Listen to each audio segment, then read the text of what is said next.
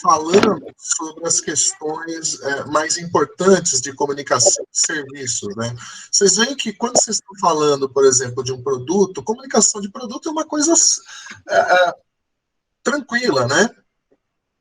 Por que ela é uma coisa tranquila? Porque o produto por si só, né? Ele fala por si, né? Ele fala por si. Enquanto que, né, um serviço, ele é muito mais difícil, né, de ser falado, de ser transmitido. Isso que nós deixei lá no vídeo, né, para vocês, né? E aí falei, né, da definição de comunicação, né, que a comunicação ela pressupõe que você tem ali, né, um transmissor, um receptor e um canal, né, que ligue esse transmissor a esse receptor. Lembrando que essa comunicação sempre tem que ter um certo feedback, né? Claro, também a codificação, como é que você transforma essa informação em algum código que você consegue transmitir isso daí, entendeu, para o receptor. Lembrando, gente, que quando a gente pensa em comunicação, vem na cabeça da gente só a comunicação verbal, né? Só a comunicação verbal. Lembrando que a comunicação verbal não é o único tipo de comunicação, né? Vocês podem ter comunicações de vários tipos, né? Você pode ter uma comunicação dada através de uma música, através de um cheiro, através de uma imagem. Tudo isso são formas de comunicação, né? Então, muitas vezes a gente pensa, né, nessa questão da transmissão da informação apenas de forma verbal e não é a única forma. Tá?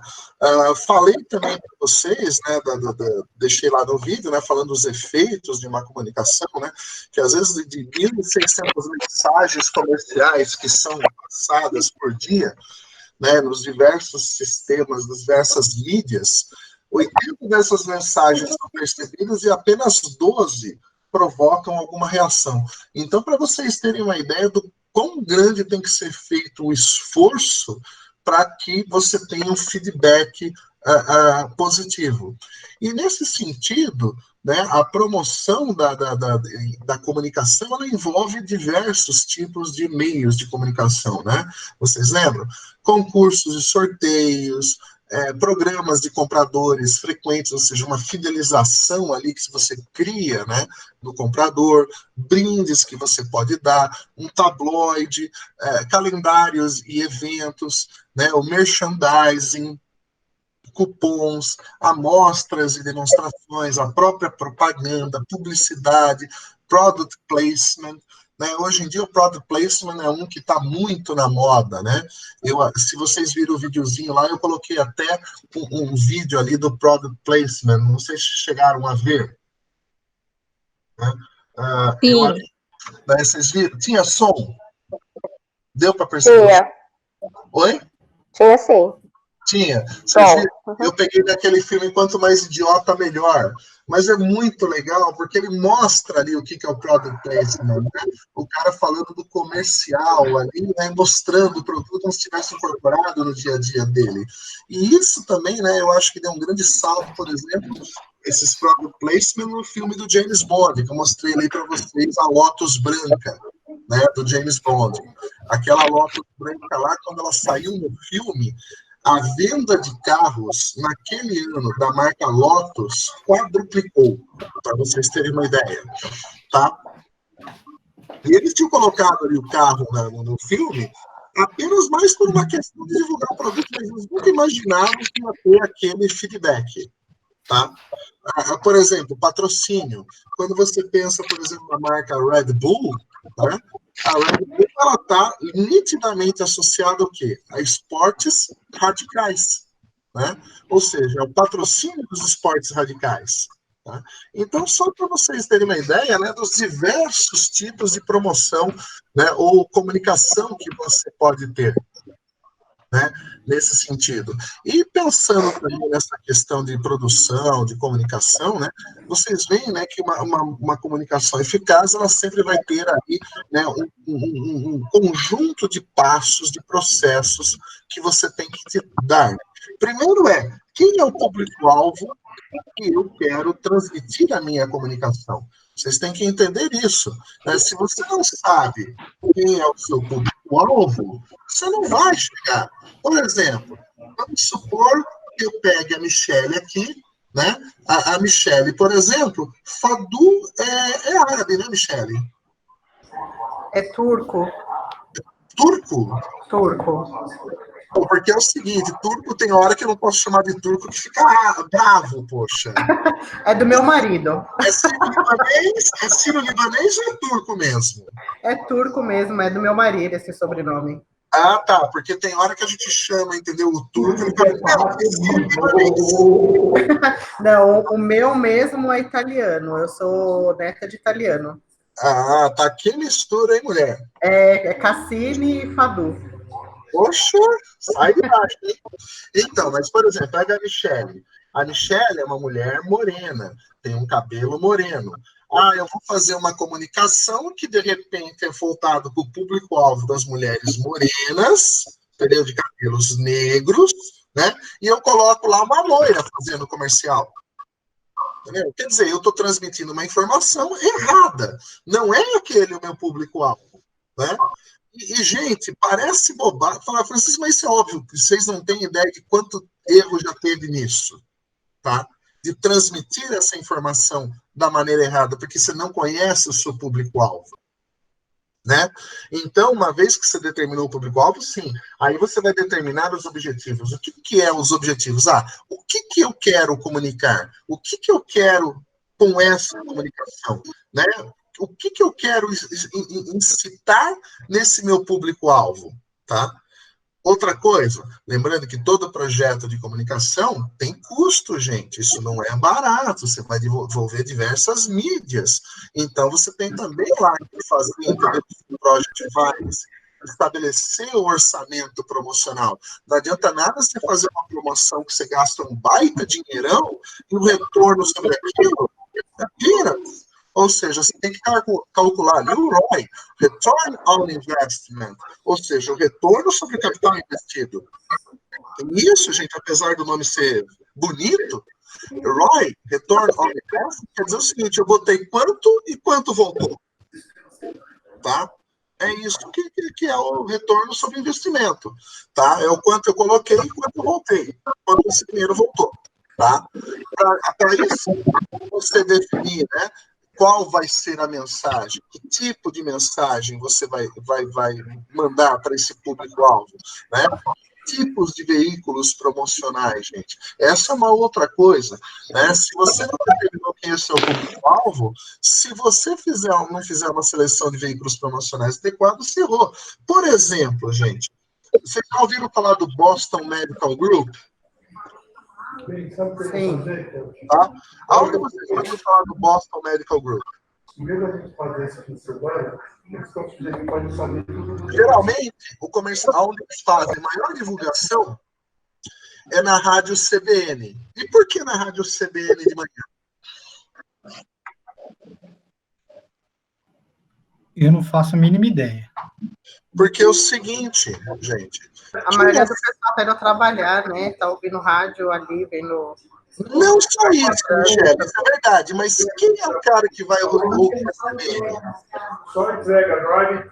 São os mais que se preocupam com essa parte, porque eu escuto música, mas o meu pai ouve. Geralmente, Michele, é o pessoal que é mais velho, é o pessoal que já está num cargo de direção da empresa, que quer ouvir as notícias econômicas e que, portanto, está ali ouvindo a CBN porque ela transmite essas informações, essas notícias econômicas. Então, ali seria, talvez, o veículo mais adequado. Entendeu? Por quê? Porque ele consegue chegar ali no grupo específico que ele está querendo. Tá? É isso que é interessante. E sempre você tem que fazer uma revisão, uma avaliação dos dados. Então, nós falamos um pouquinho disso, né, na nossa aula passada, né, naquela que está lá gravada, que vocês têm todo o acesso ali. Tá? Então, é bem interessante quando vocês olham essas questões. Tá? Agora, o que nós vamos estar falando um pouquinho, dando continuidade?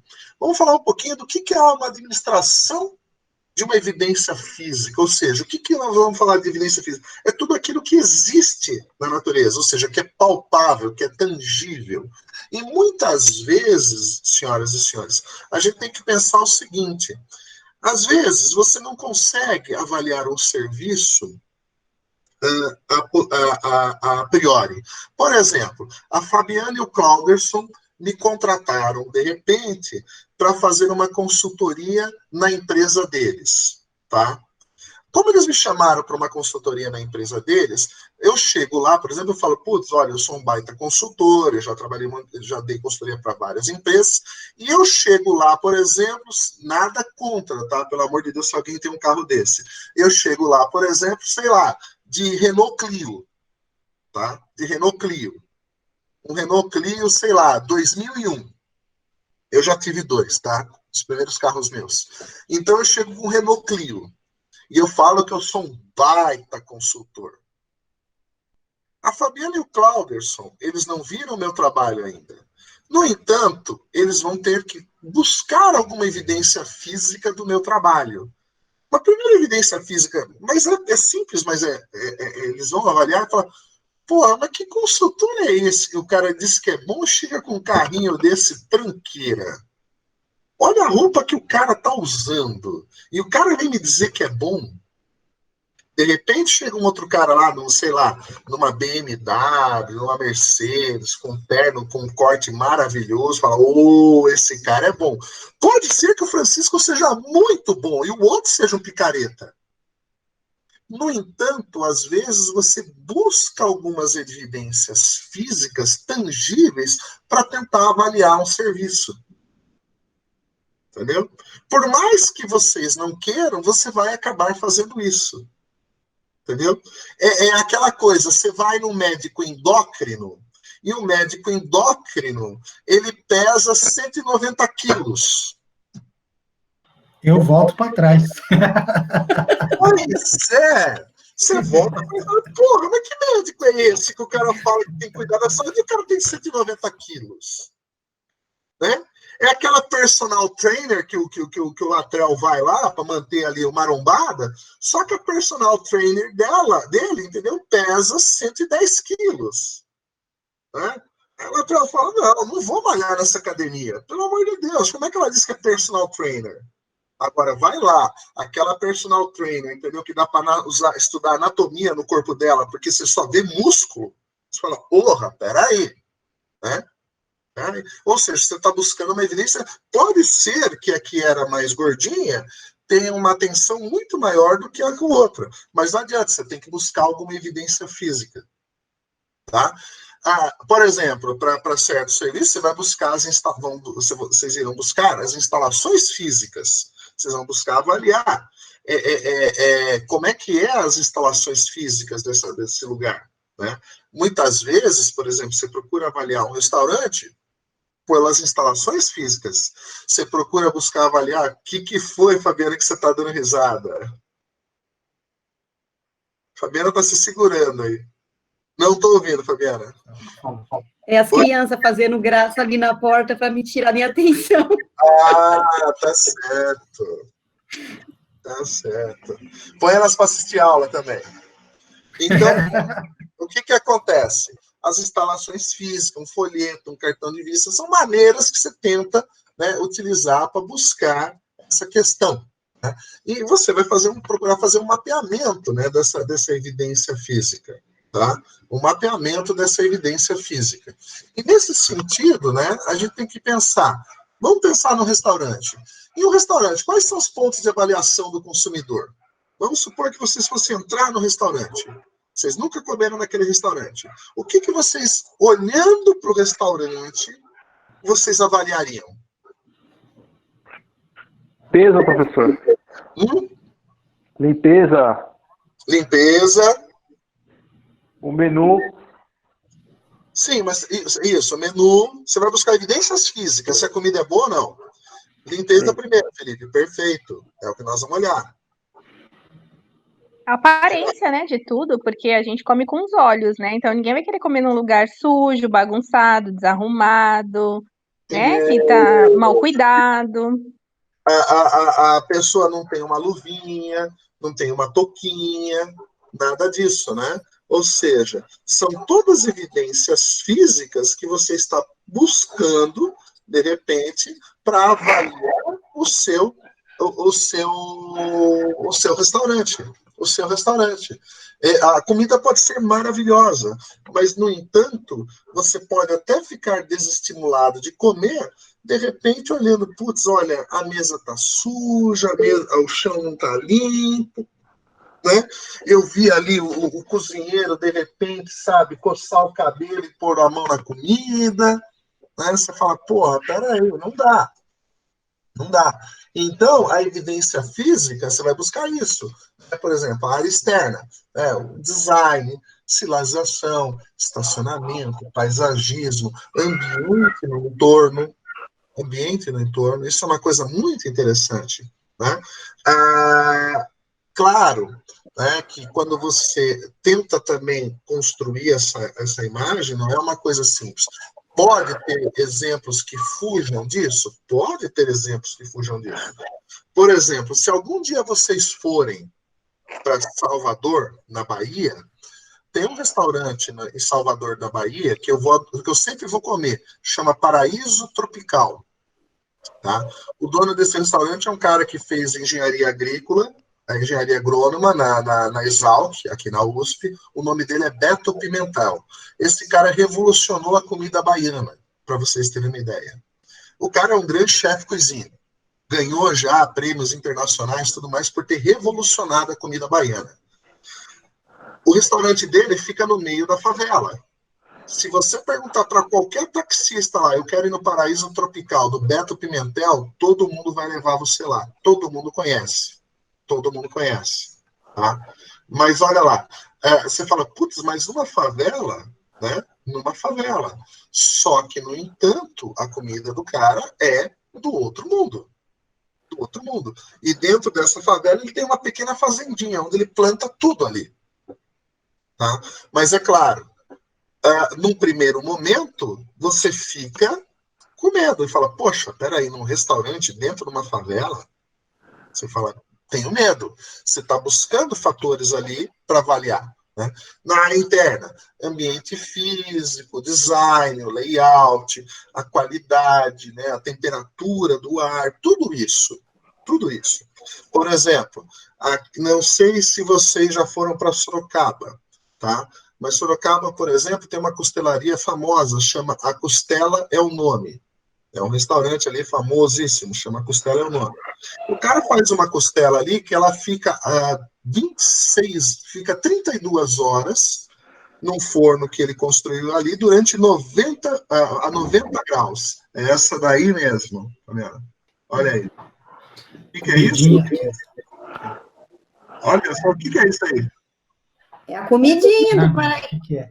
Olha aí. Peraí. É um camarão. É o camarão. Acho que... Vamos ver o que mais aqui. Do qual? Do Beto Pimentel, Paraíso Tropical? É. Chefe Beto. É isso daí mesmo. O cara é bom demais. A comida dele é maravilhosa. E ele tem um arroz lá famoso, o arroz de Nabucetê. Entendeu? Que interessante esse arroz. Mas é o Nabucetê mesmo. Ele é maravilhoso, com camarão e tudo lá. É afrodisíaco, professor? Dizem que é. Mas o que acontece? Tudo isso são indícios que você procura para avaliar o que está sendo oferecido. Entendeu? Ou seja, enquanto não fizer a consumação daquilo, você não tem como avaliar 100%. Mas esses indícios podem ser fatores fundamentais para que você entre ou não no restaurante.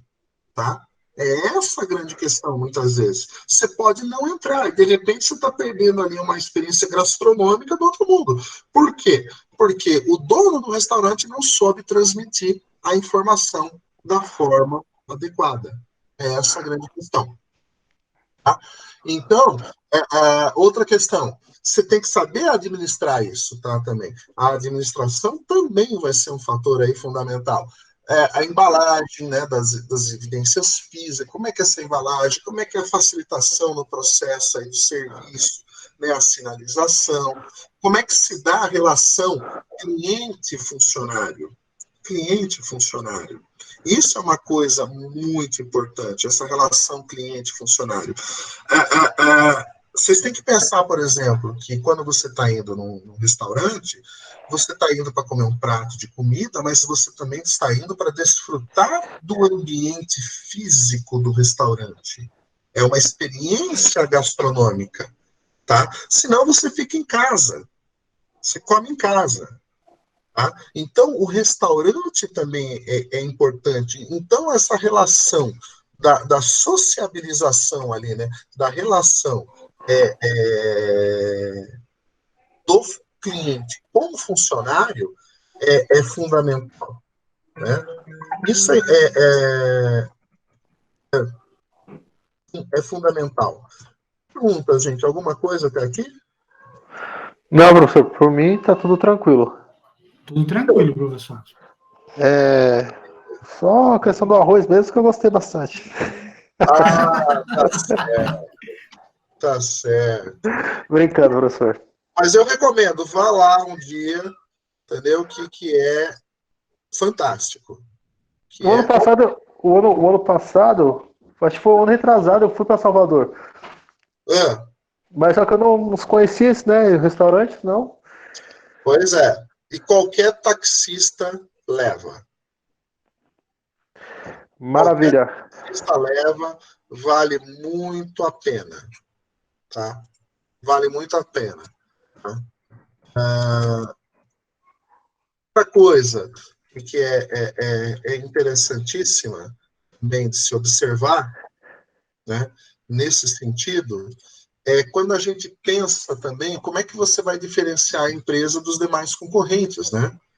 E numa questão, por exemplo, pensando num restaurante como a gente está falando aqui, é a relação cliente, tá? É a relação cliente-funcionários, tá? Cliente e funcionário. Se isso daí não for de uma forma adequada, esquece. É uma vez e acabou. Ok? Então, o ambiente que vai prover essas respostas aí, ele vai se influenciar de uma forma positiva ou de uma forma completamente negativa. E aí existe, né, mais ou menos uma métrica que diz o seguinte: para cada um cliente insatisfeito, vocês têm noção de quantos clientes vocês perdem? Qual é o efeito multiplicador? Eu acho que é bastante, professor. Em números assim fica meio difícil, mas é bastante. Eu acho que o número é maior do que quando alguém sai insatisfeito. Então, o cliente satisfeito, ele multiplica por 4 essa perda. Então o cliente insatisfeito deve multiplicar por 400. Entendeu? Ele multiplica por 4. Tá? Para você ver, ele vai pelo menos falar aí para 4, 5 pessoas a insatisfação dele.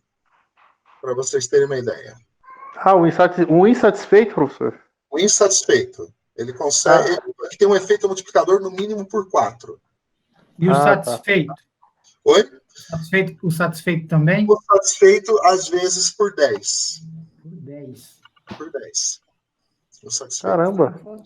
Eu achei que fosse o contrário, professor. Estou falando bobagem. O satisfeito por 4, o insatisfeito por 10. Desculpa, eu corrigi aqui agora. Perfeito. Não, eu fiz confusão. O insatisfeito por 10, o satisfeito por 4. 40%. Para você ver. Então, como esse efeito negativo é muito forte. Outra questão também vocês têm que pensar que o comportamento do indivíduo, quando a gente pensa no ato da compra, tá? Ele também vai lá por uma questão de prazer. Comprar também é um prazer. Né? As mulheres entendem disso melhor do que nós homens. Tá? Sim ou não, Fabiana? Com certeza, né? Pois Com certeza. Ele também entende bem disso. Né? Gasta bem, viu? Oi? Gasta bem, viu? Gasta bem, né? Tá certo. Entende bem disso, Viviane? Sim, bastante. Comprar é um prazer? Comprar é um prazer, sim ou não? Sim, com certeza. Comprar é um prazer. Ele tem que ser um ato prazeroso. Ele tem que ser um ato prazeroso, tá?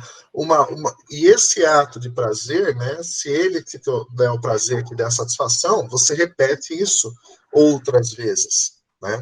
E gera uma impressão favorável, né? Para a empresa e para tudo. Uma outra questão também que a gente tem que pensar muito é que quanto maior é o valor dispendido no ato de compra, maior é o seu nível de exigência. Maior é o seu nível de exigência. Você vai lá, por exemplo, sei lá, e compra uma caneta, como essa. Aí você comprou a caneta, você pagou lá, sei lá, R$5 para a caneta. A caneta não funcionou. Você fala, tudo bem, vai, R$5. Não vou me preocupar com isso. Né? Agora, você foi lá na loja, né? E sei lá, comprou um celular. Gastou R$4.000 no celular. E o celular está defeito, meu amigo, aí você vai ficar bravo. Aí você vai ficar bravo. Por quê? Porque o efeito daquilo, né, no impacto seu orçamentário é muito maior. E, portanto, nesse sentido, né, a predisposição a você ser mais exigente é muito maior. Tem um efeito disso. Tá? Uma outra questão também é o tempo despendido no ato da compra. Né? Aquele tempo em que você está despendendo no ato da compra, você tem que pensar que é um trade-off, você está fazendo uma escolha ali em 2 momentos do tempo. Você está deixando de fazer algo para fazer aquilo. Né?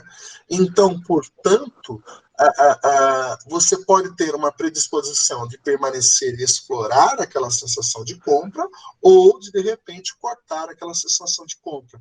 E tudo isso vai estar interrelacionado a essa questão do ambiente físico e dessa relação cliente-lojista. Tá? Isso também é muito importante. Por exemplo, a atmosfera do local.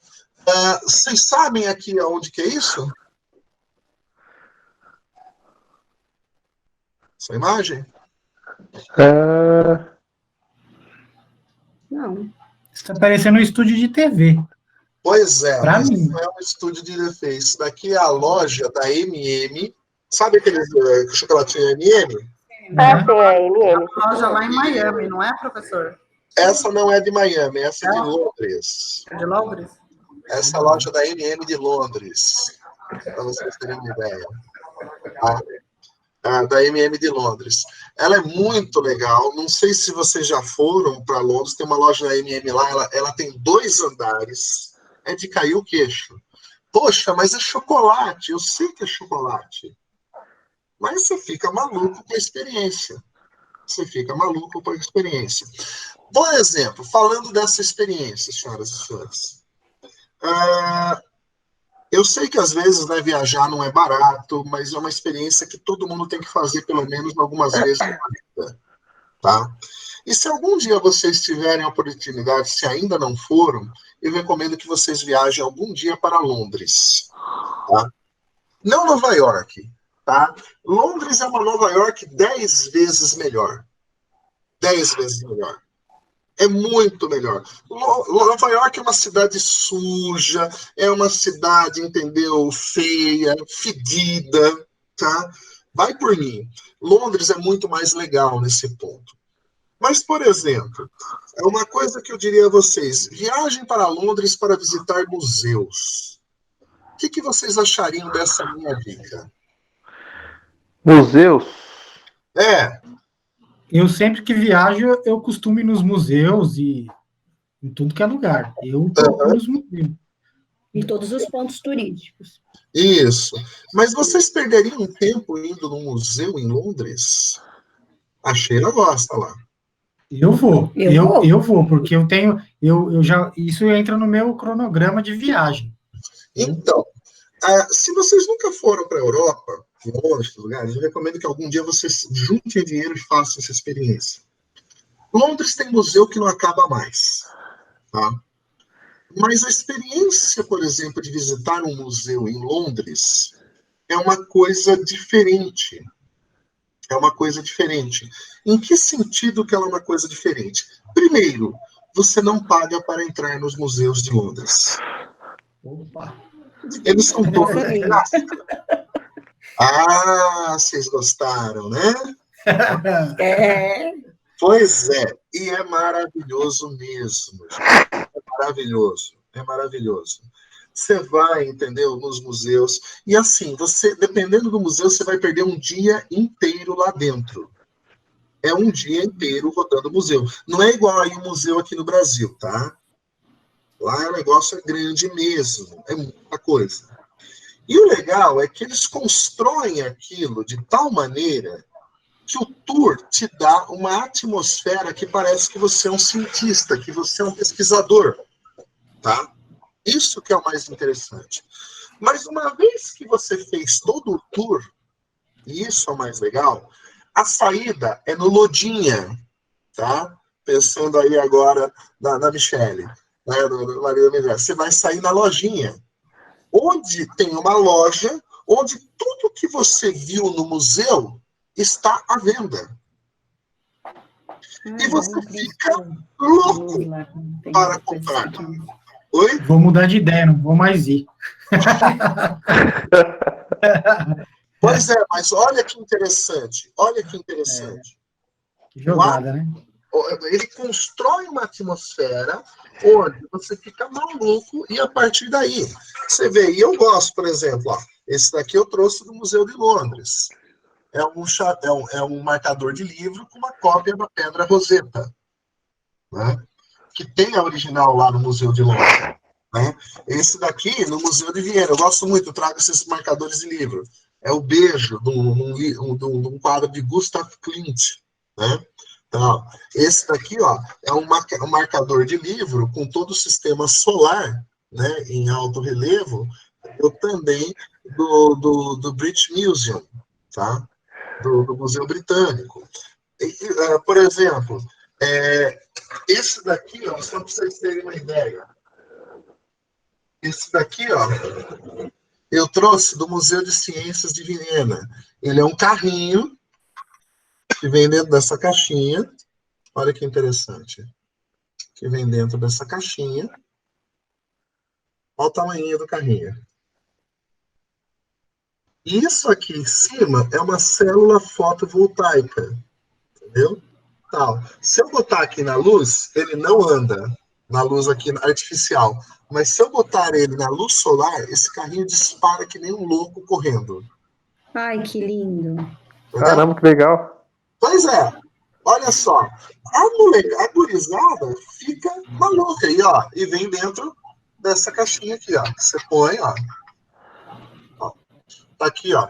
Para quem não tá duvidando, tá aqui, ó. Museu Viena. Que gracinha. Adoro coisa de miniaturinha. Que lindo. Então, o que é interessante, gente, o que é interessante, ó, esse daqui foi do MIT, né? Do museu lá do Instituto de Tecnologia de Massachusetts. É uma ampulheta, só que ela tem limalha de ferro dentro e um ímã aqui embaixo. Quando você põe ele, ó, não sei se vocês conseguem ver, olha o que ele vai fazendo. Que lindo. A imagem, a coisa. Nossa, que legal. O efeito do magnetismo, da limalha de ferro. Olha que legal. Você fica louco por essas coisas. Você quer comprar. Você quer comprar. Né? Por quê? Aí você fala, o pessoal lá, entendeu o que eles fizeram? Eles transformaram algo boring, teoricamente, que seria ir no museu, né? Numa coisa que ao mesmo tempo é cultural, mas que ao mesmo tempo também te desperta a questão da compra. A questão da compra. Então você assim tem, ó, o que eu comprei pro meu sobrinho, eu dei um e fiquei com um. No MIT, ó, uma coisa estranha, simplesinha. Um robozinho. Um robozinho, né? Eu falo esses truques. E que as pessoas compram isso. Então eu falo que é mais barato, é mais vantajoso ele não cobrar a entrada deixar você entrar, mas ele sabe que você vai. Ele constrói uma atmosfera de influência que vai te influenciar nas decisões de compra. E quando você sai do museu ali, você passa na lojinha, você vai comprar. E você vai gastar muito mais do que o ticket médio do que você entrou lá dentro.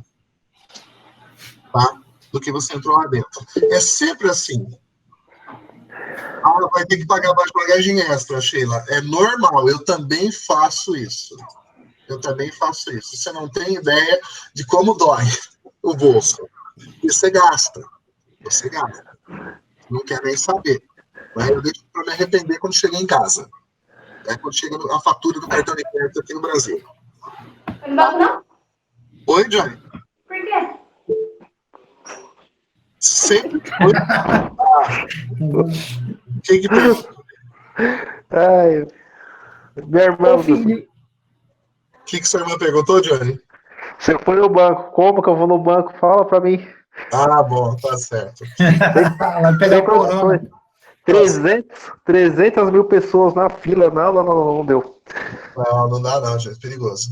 Então, olha só que interessante, gente. E assim são todos os museus da Europa. Todos os museus da Europa são assim, para vocês terem uma ideia, gente. Tá? Você não paga para entrar, mas sempre vai ter uma lojinha na saída. E ele vai construindo essa atmosfera. Um supermercado é da mesma forma. Não sei se vocês sabem, mas um supermercado ele tem um jeito de ser construído. Não sei se vocês percebem que as coisas mais gostosas, as mais interessantes, sempre ficam aonde? Lá no fundo. Não, na entrada do supermercado. Ah, não, sim. É na entrada. No fundo, são sempre os produtos de limpeza. E ele é construído como? Para ir da direita para da esquerda, perdão, da direita para a esquerda. Tá? É sempre nesse sentido. Por quê? Porque a maioria de nós, quando entra em algum lugar, sempre vira para a direita. É o hábito que a gente tem por ser destro, a maioria de nós sempre olha para a direita. O hábito. São todos os momentos que a gente mapeia, né? Que são feitos. Olha só um outro, né? Então, quando a gente pensa, né, na atmosfera, é isso. Você cria esse ambiente que vai despertar sentimentos em vocês, gente. Sentimentos esses de compra, de experiência, que aumentem a probabilidade de você executar o ato de compra, tá? Às vezes, por exemplo, uma coisa muito interessante, existe também, eu vou citar um outro exemplo, né, também que eu acho fantástico. Existe uma loja de brinquedos em Londres que ela tem só 250 anos de existência, para vocês terem uma ideia. Imagina uma loja que é loja de brinquedos há 250 anos. Né? É muito interessante. E lá, quando você entra dentro dessa loja de brinquedos, parece que você está num outro planeta. Você volta a ser criança. Porque a atmosfera é construída de tal maneira que você quer brincar, mesmo sendo idoso, mesmo sendo adulto. Isso é que é muito interessante. Ô, professor. Oi. Desculpa interromper, mas pede para quem está com o microfone ligado, se não estiver falando, para desligar, porque está dando interferência. Pessoal, desliga aí o microfone, por favor, então. Acho que agora melhorou. Melhorou? Maravilha.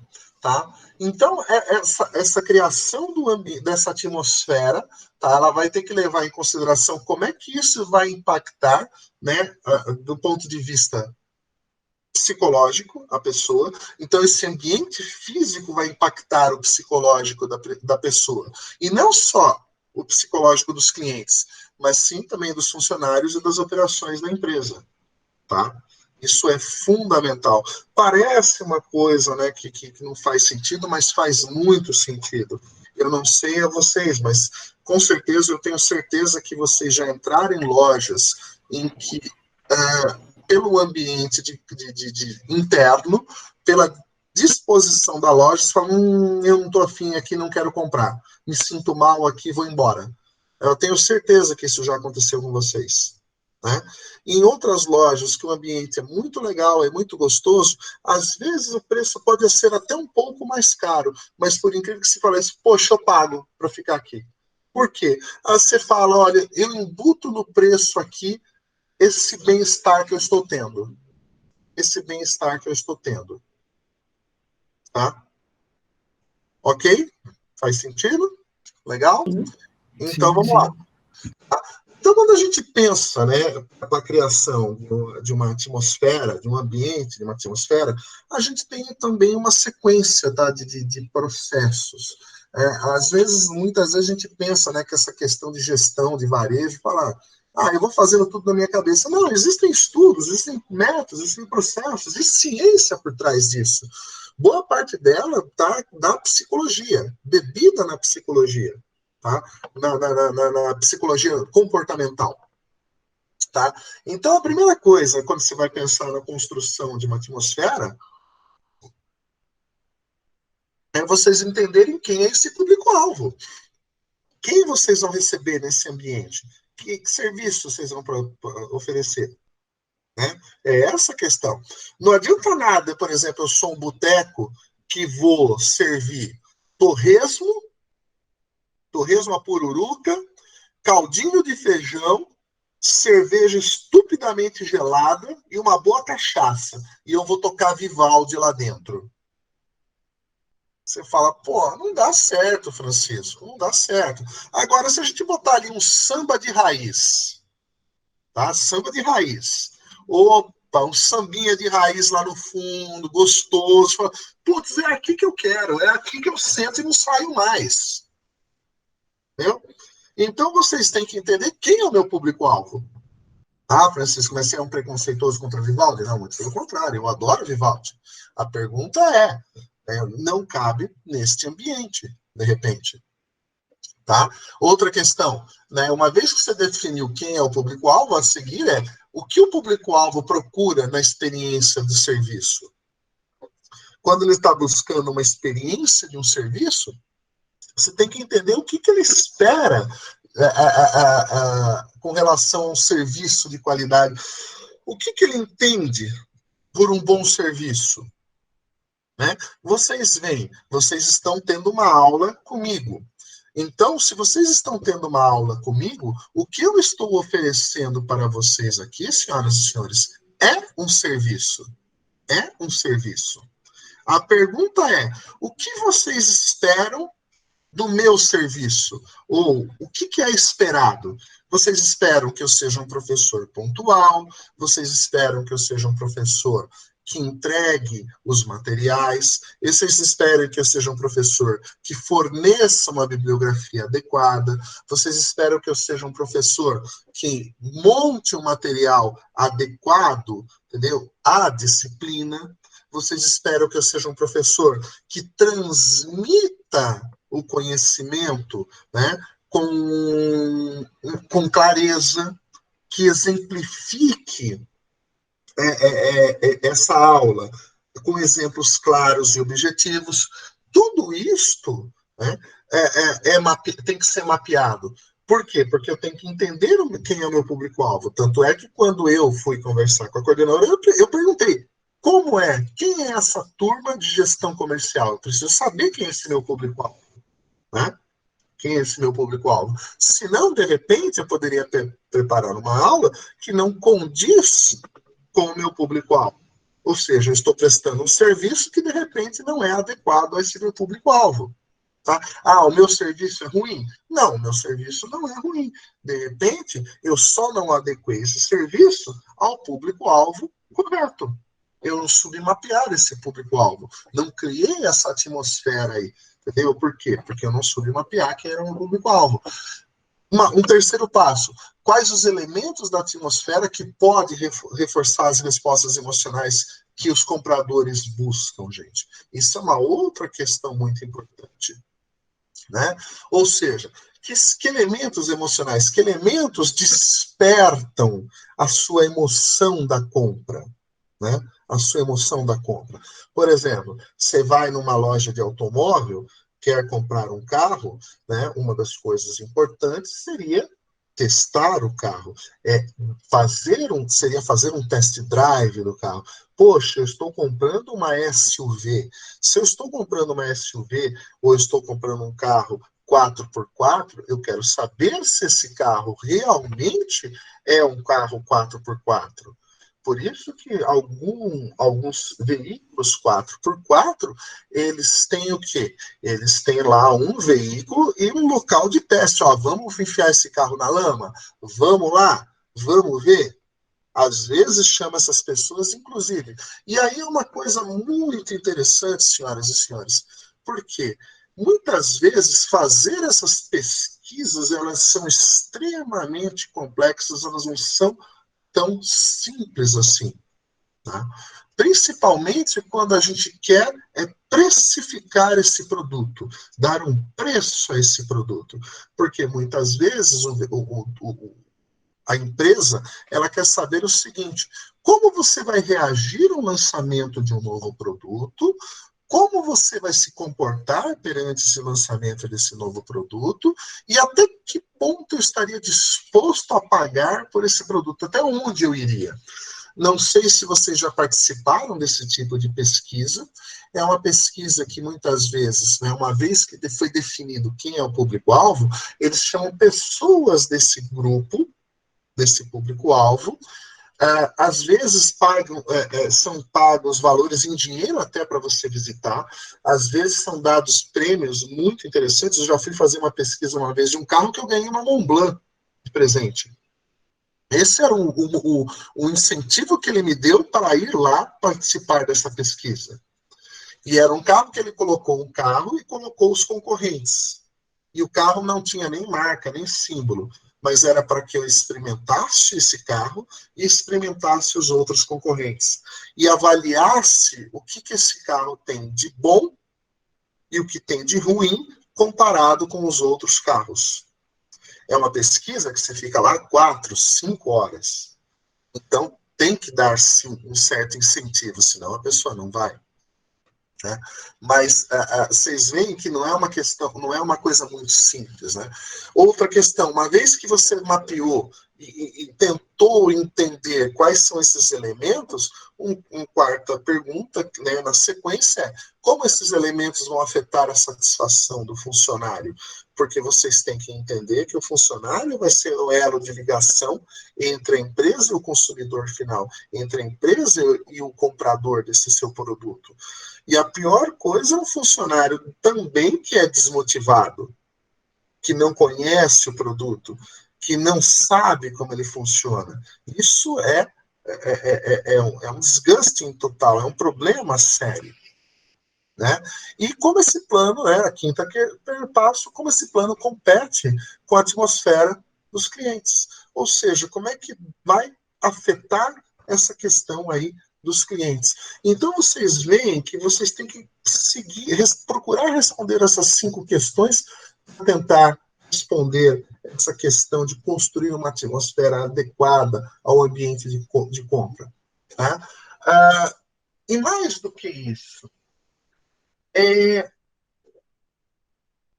vocês já devem ter ouvido que, né, tempo é relativo.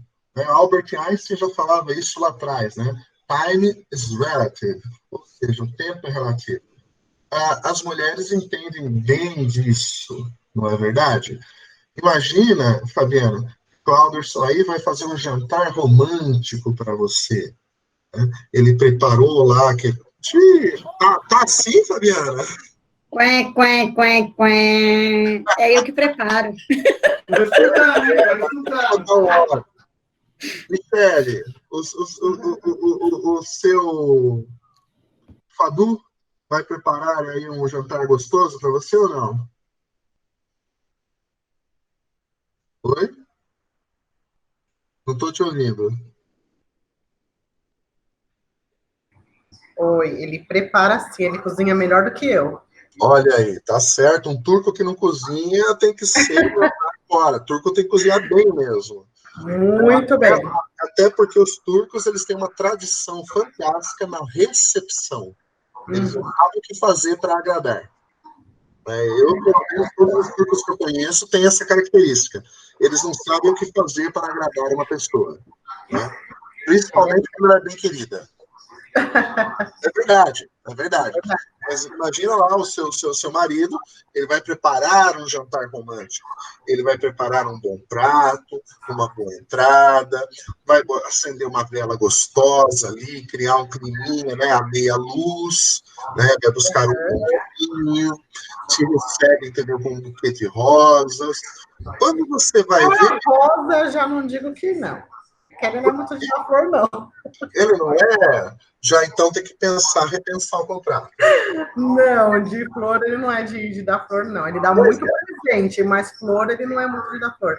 Mas é costume de criação. É costume de criação. A mãe dele não suporta flor, então ele nunca deu para a mãe dele. Então, para mim, é indiferente. Olha aí. Mas olha que interessante, Michele. Ele criou todo esse ambiente.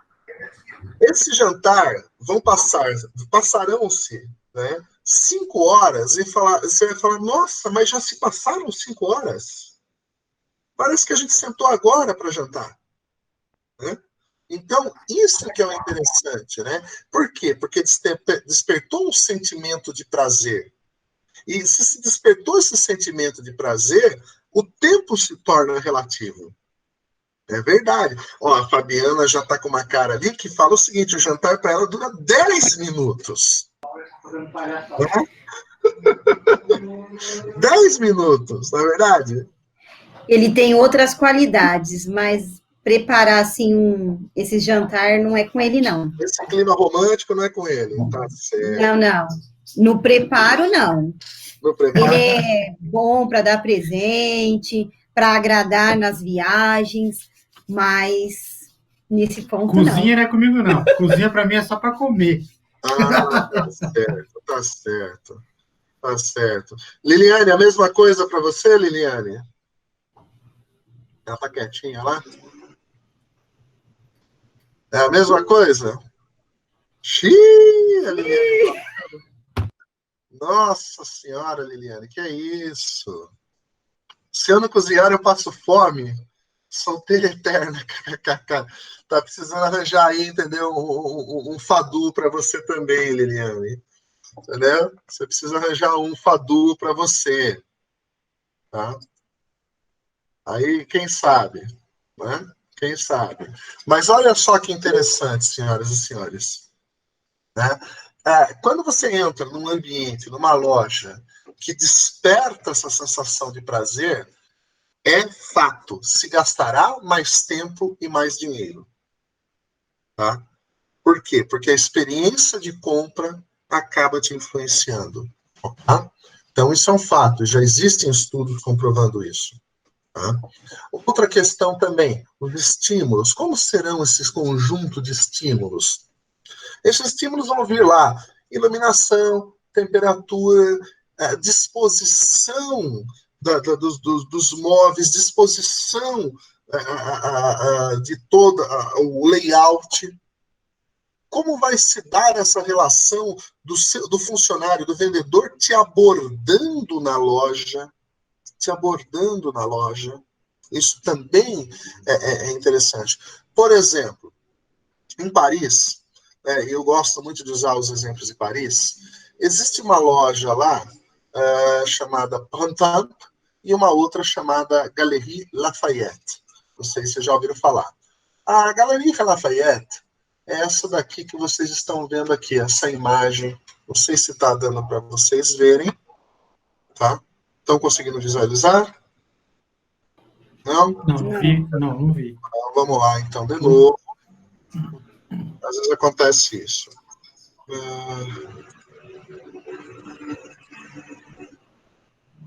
Essa é a Galerie Lafayette. Olha como é que ela é. Ai, que lindo. Estão vendo? Sim. Tá? Esse é o domo da Galerie Lafayette. Tá? Para vocês terem uma ideia. Esse domo aqui em cima, tá? Tem uma parte de fora que tem restaurantes ao ar livre. Então, vocês conseguem ver uma parte de Paris até Torre Eiffel. E cada um desses arcos aqui, cada uma dessas que vocês estão vendo, é um conjunto de lojas. É um conjunto de lojas. Então, a entrada já é um desbunde. Você entra, seu pescoço já te força a olhar para cima, para ver justamente esse domo, essa abóbora, que é gigante. Tá?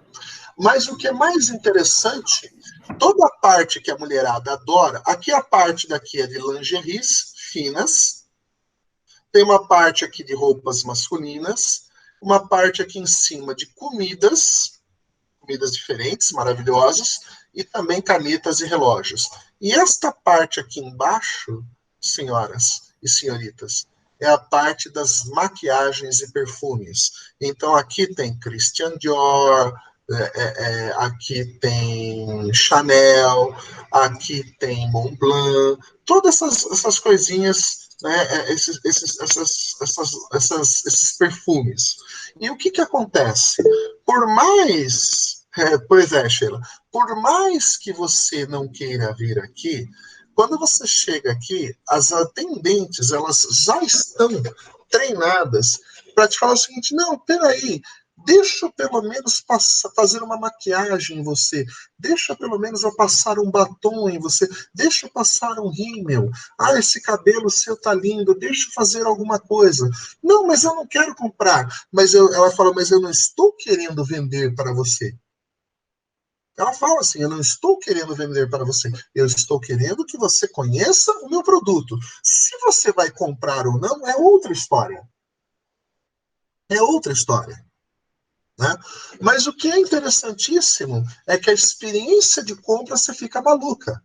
Aqui é uma outra loja chamada Monoprix, mas eu queria ver se eu achava a Printemps, que não tem aqui. A Printemps, ela fica nesse caminho, nesse trechinho aqui, mas eu não consigo, ela não tem aqui, infelizmente. Acho que não consigo achar. As vitrines da loja Printemps é de cair o queixo. Por quê? No Natal, gente, elas fazem umas vitrines que são um conjunto de 40 vitrines, porque a coisa é gigantesca, a loja é gigantesca, ela pega de um quarteirão ao outro, e cada vitrine é uma obra de arte. Cada vitrine é uma obra de arte. E as pessoas entram para ver as vitrines, porque é uma obra de arte. E, no fim, acaba comprando alguma coisa. Interessantíssimo, né? Nesse sentido. Então, esses estímulos acabam fazendo a pessoa desenvolver o ato de compra. Tá? Desenvolver essa resposta emocional, que pode ser uma resposta de excitação, indiferença, submissão ou desprazer. Não quero ficar aqui, estou indo embora. Ok? Perguntas. Tá?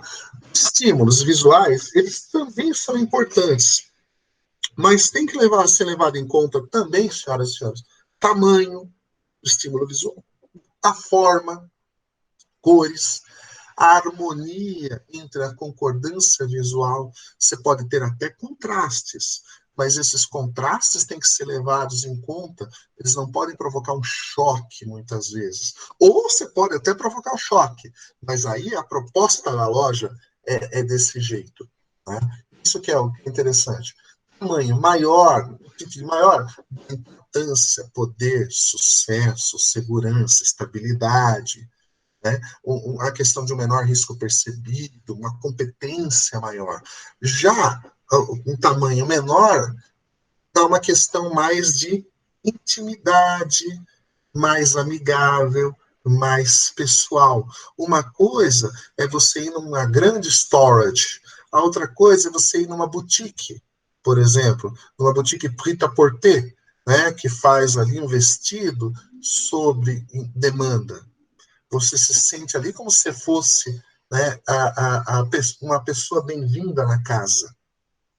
Então, nesse sentido, vocês têm que pensar onde eu vou me colocar, numa coisa maior ou numa coisa menor?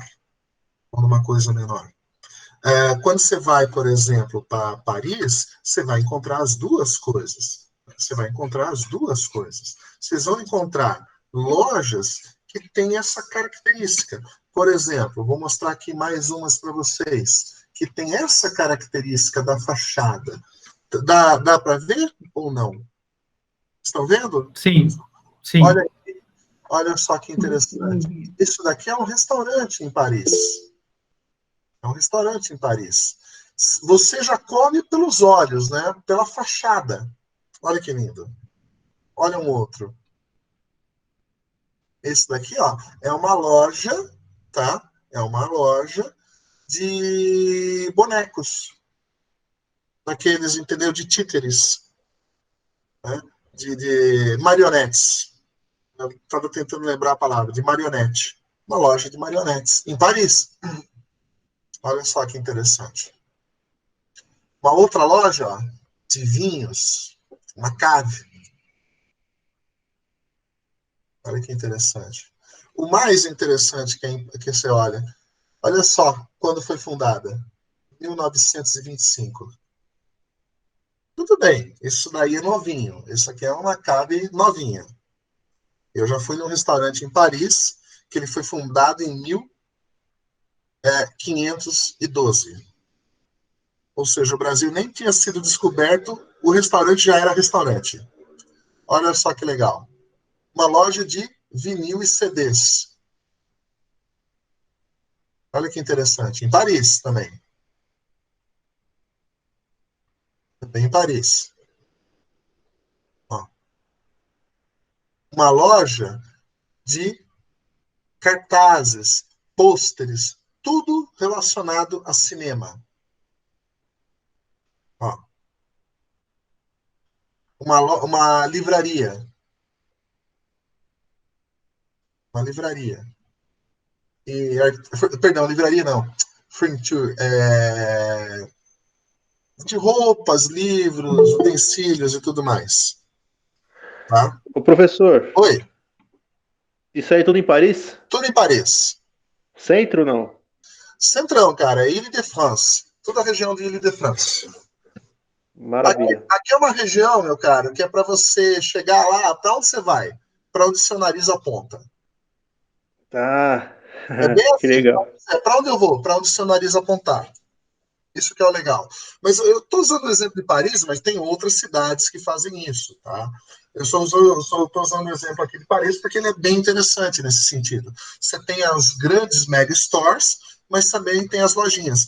E o parisiense tem uma característica, ele gosta muito dessas lojinhas, ele gosta mais do menor, ele gosta muito dessa coisa mais íntima, mais amigável, mais pessoal, tá?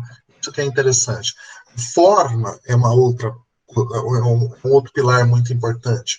Como é que você vai colocar as prateleiras, os espelhos, as janelas, né? Como é que você vai lidar com as linhas verticais, né? Nesse sentido de rigidez, severidade, força, estabilidade.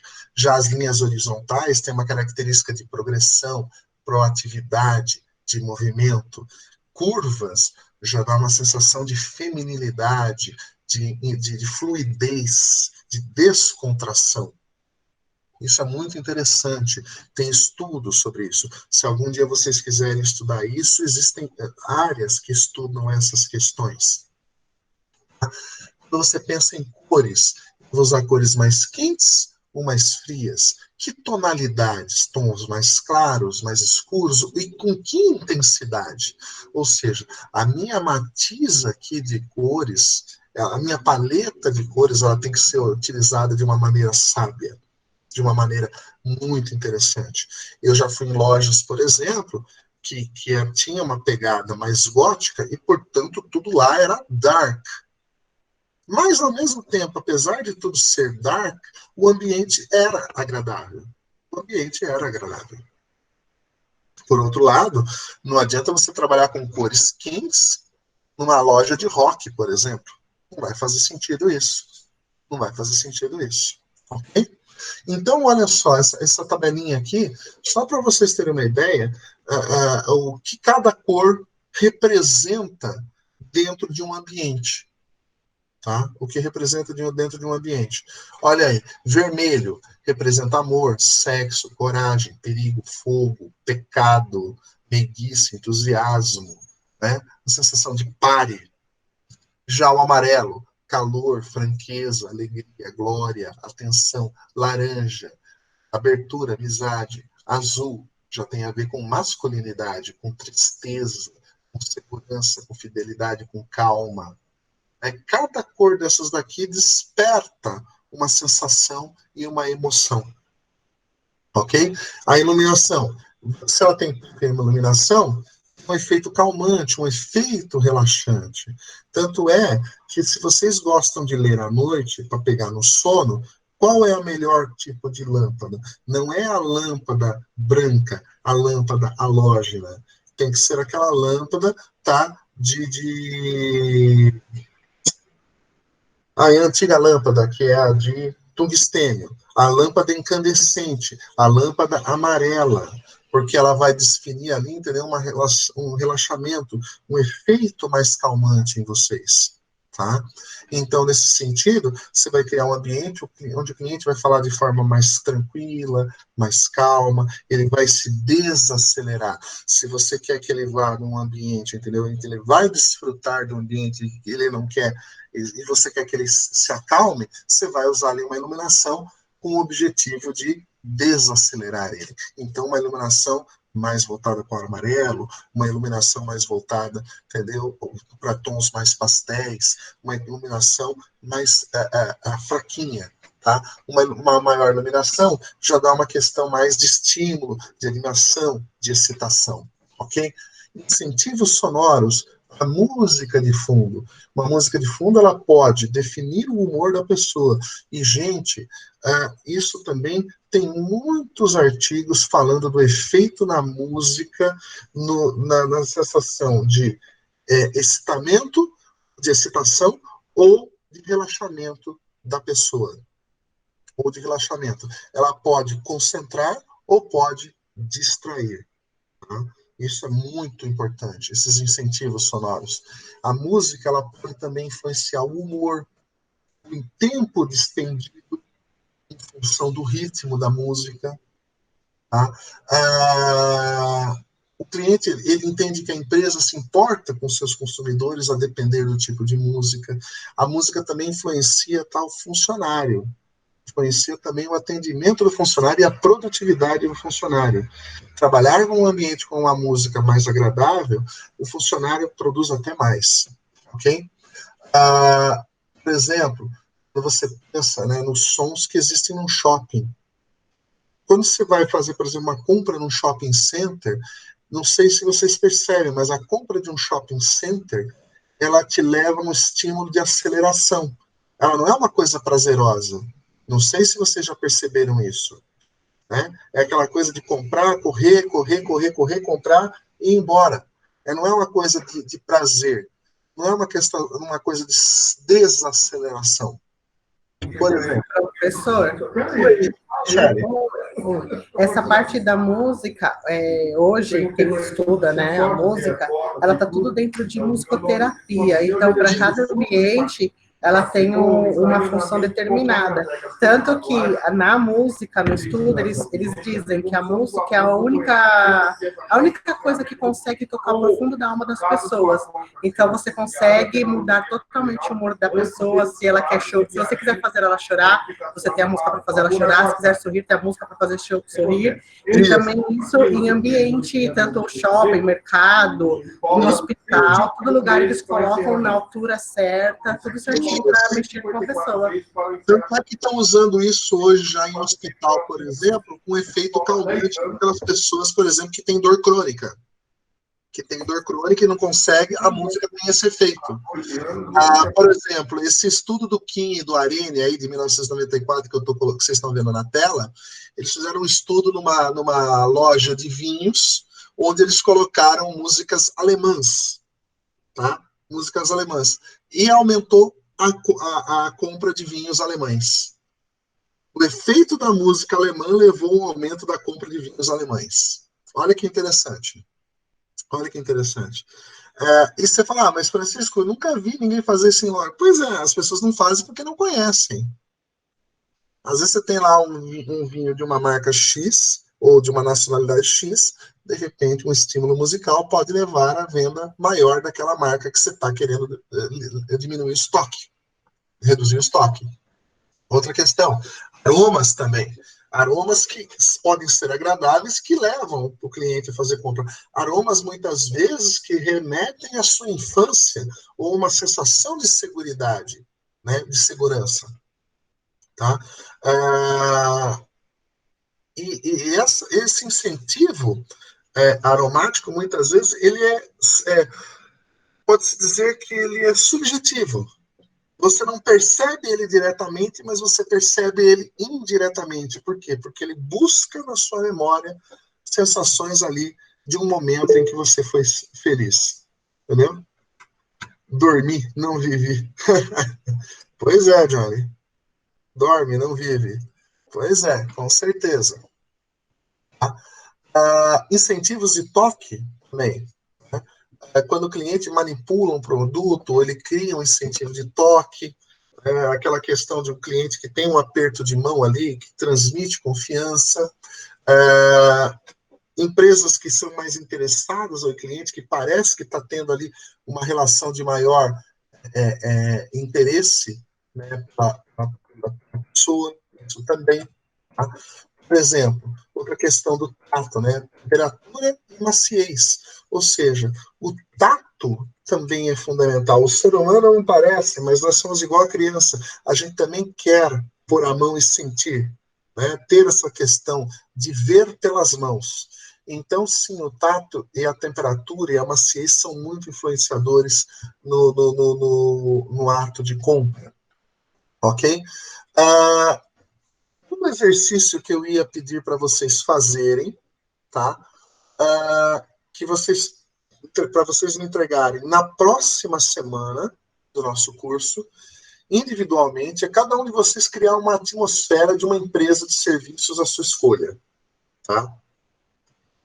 O que eu quero que vocês façam nesse trabalho? Eu já pedi 3 de vocês me entregaram. Lembre-se que eu falei, as notas nossas vão ser esses conjuntos de trabalhos que eu vou pedindo aí ao longo do tempo, tá? Quando eu peço para vocês criarem uma atmosfera, é para vocês colocarem no papel, tá? Pensando numa empresa, em algum serviço, uma empresa de serviços, a sua escolha. Eu só não quero que seja varejista, tá? Não pode ser varejista. Vamos pensar um pouquinho fora da caixa. Como é que vocês criariam essa atmosfera?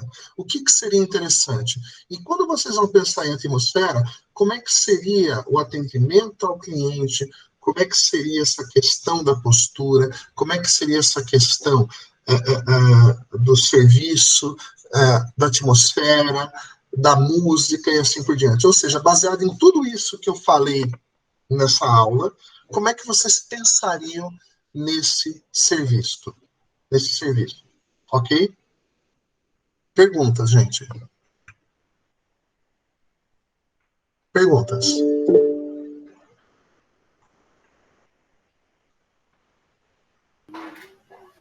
Perguntas. Professor, esses trabalhos, ele tem uma data específica para entregar ou é aula a aula, a gente vai entregando eles? É assim? Aula a aula. Por exemplo, na aula que eu dei semana passada, eu pedi um trabalho. 3 pessoas me entregaram. Esse daqui eu estou pedindo o outro agora, vocês vão me mandar até sexta-feira que vem. Tá? Vocês me entregam na sexta-feira. Manda por e-mail para mim. Tá. Manda por e-mail para mim. Gente, eu acho que vocês querem, aí depende de vocês, como é que vocês querem. A gente pode continuar ainda falando mais de uma disciplina, de mais uma coisa, mas eu acho que seria interessante a gente terminar por aqui. Né? Eu tive que cortar um monte de coisa, porque a gente ia fazer coisas em sala de aula, né? E não dá para fazer, né? Então, a gente vai falar na próxima aula de qualidade em serviços. Qual é a percepção de qualidade do cliente? O que ele entende? Tá? O que é a satisfação do cliente na parte de serviços? Tá? E aí, como é que a gente vai estudar esses modelos de desconfirmação de expectativa? qual é o conceito de expectativa, como o cliente cria expectativa e assim por diante. Tá? Eu preferia deixar para a próxima, porque eu vou precisar de umas 2 horas, mais ou menos, da próxima aula. Ok? E como a gente já tem aí 1h45, eu diria que tá bom. Pode ser ou vocês acham que querem que a gente continue um pouquinho mais? Vocês que decidem.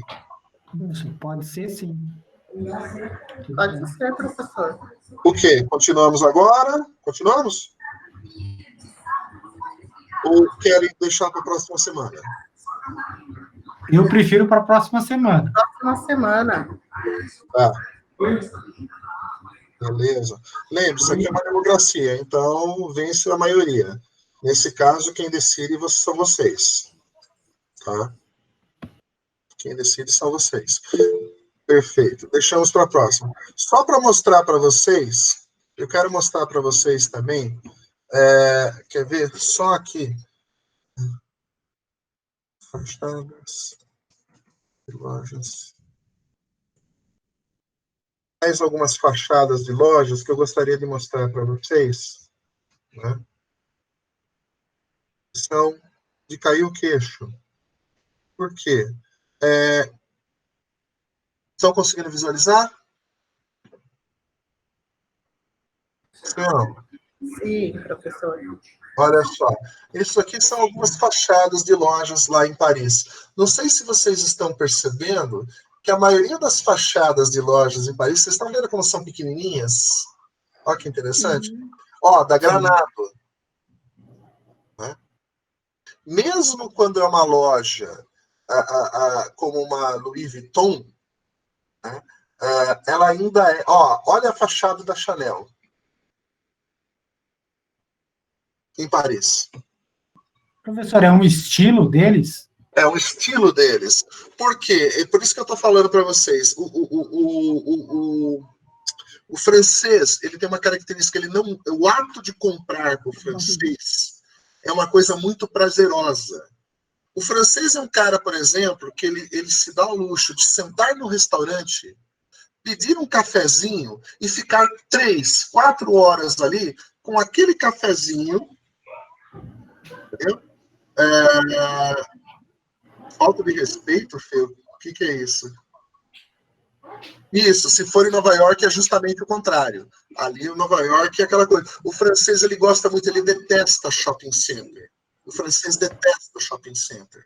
Se você falar para mim, eu vou montar um shopping center em Paris, você vai quebrar a cara. Ele não vai dar certo. Porque o ato de compra lá para ele é uma coisa muito importante. Então, por isso que, claro, tem a Maison Chanel no 8º arrondissement, que é luxuosa, mas ali é pro turista aí. O local, ele prefere isso aqui. Ó, Saint Laurier, uma outra loja também famosa, lá de Paris. Ó, a Dior. Mesmo a Dior. Mesmo a Dior, ó. Quando você olha. Professor, é engraçado que as fachadas lembram casa, né? Lembra a sua casa. Isso, justamente. Isso, Johnny. Eles se preocupam com os detalhes. O detalhe, para eles, faz diferença. Muita diferença. Eles são chatos com relação a isso. O detalhe e a apresentação. Isso para eles é fundamental. Quer ver? Ó, quero mostrar uma outra para vocês aqui. Deixa eu ver se eu acho. Ó.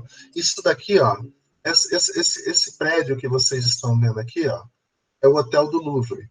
Tá? Esse hotel aqui, na verdade, aqui embaixo, estão conseguindo visualizar aqui, é um conjunto de galerias. Ele vem, faz a esquina e vira e vai para outra esquina. É um monte de lojinhas aqui embaixo. O hotel fica aqui em cima. E aqui é tudo lojinha. Todas lojinhas. Para vocês terem uma ideia. Não tem uma loja gigantesca. São todas lojinhas. Para vocês terem uma ideia. Quer ver um outro que é interessantíssimo, né? Mas eu não consigo achar. Eu até procurei a Printemps. Eu não sei por que não aparece, mas enfim. Quer ver? ver se eu acho aqui. Só para mostrar para vocês essa questão, né, do carpe diem, como eles falam, né, de aproveitar a vida, da coisa devagar. É uma característica deles, que, por exemplo, em Nova York, isso não daria certo. Ao público-alvo lá, você tem que ter um público-alvo que ali, time is money. Então, o cara quer entrar, comprar e cair fora. Então, ele não está com tempo e para ele, ó, uma creperie, uma loja de crepes. Tudo quanto é restaurantezinho lá é desse jeito. Né? Então vocês vão ver muito isso lá. Eu só estou usando esse como exemplo, tá, para mostrar para vocês. A questão aí é para onde vai, né? Qual é o seu público-alvo? Entender esse público-alvo. Por isso que eu falei, montar lá um shopping center nunca daria certo. Nunca daria certo. Ok? Gente, perguntas.